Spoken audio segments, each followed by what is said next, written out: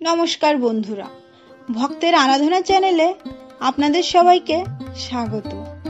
বন্ধুরা, আজ আমি আপনাদের বলবো কোন কোন দিন নিরামিষ খেলে কোন দেবতার আশীর্বাদ পাওয়া যায়। খাবারের রুচিবোধ সবসময় নিজের উপর নির্ভর করে।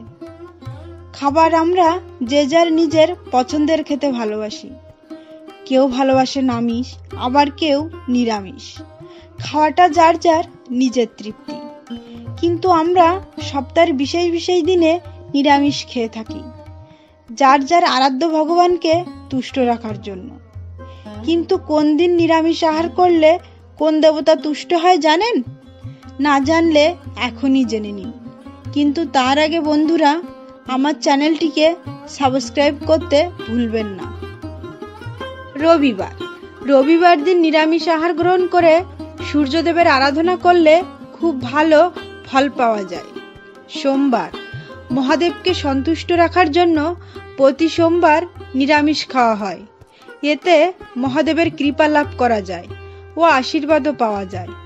এছাড়াও চন্দ্রগ্রহকে তুষ্ট করার জন্য অনেকে সোমবার নিরামিষ খেয়ে থাকেন।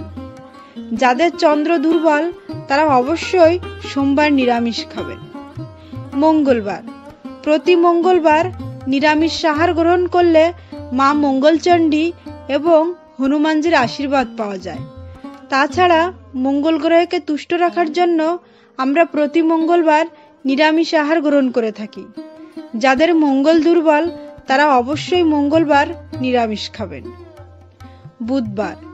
বুধবার দিন নিরামিষ আহার গ্রহণ করা হয় গণেশজির আরাধনা করার জন্য। তাছাড়া বুধ গ্রহকে তুষ্ট করার জন্য বুধবার নিরামিষ আহার গ্রহণ করা উচিত। যাদের বুধ গ্রহ দুর্বল তারা অবশ্যই বুধবার নিরামিষ খাবেন। বৃহস্পতিবার, প্রতি বৃহস্পতিবার আমরা অনেকেই নিরামিষ খাই মা লক্ষ্মীর আরাধনা করার জন্য। তাছাড়া বৃহস্পতি গ্রহকে তুষ্ট রাখার জন্য নিরামিষ খাওয়া হয়। যাদের বৃহস্পতি গ্রহ নিচস্ত বা বক্রী তারা অবশ্যই বৃহস্পতিবার নিরামিষ আহার গ্রহণ করবে। শুক্রবার, সন্তোষী মাতার উপবাস করার জন্য এবং শুক্র গ্রহকে তুষ্ট রাখার জন্য শুক্রবার নিরামিষ আহার গ্রহণ করুন। যাদের শুক্র গ্রহ দুর্বল তারা অবশ্যই শুক্রবার নিরামিষ খাবেন। শনিবার, বেশিরভাগ মানুষই শনিবার নিরামিষ খেয়ে থাকেন শনিদেব ও মা কালীর উপবাস করার জন্য। শনিবারে নিরামিষ আহার গ্রহণ করলে শনিদেবের কৃপা লাভ করা যায়। যাদের শনি গ্রহ দুর্বল তাদের শনিবার আমিষ আহার একদমই বর্জনীয়। এছাড়া রাহুকে তুষ্ট রাখার জন্য শনিবার এবং কেতুকে তুষ্ট রাখার জন্য মঙ্গলবার নিরামিষ আহার গ্রহণ করা অতি আবশ্যক। বন্ধুরা, খাবার গ্রহণ যার যার রুচির উপর নির্ভরশীল।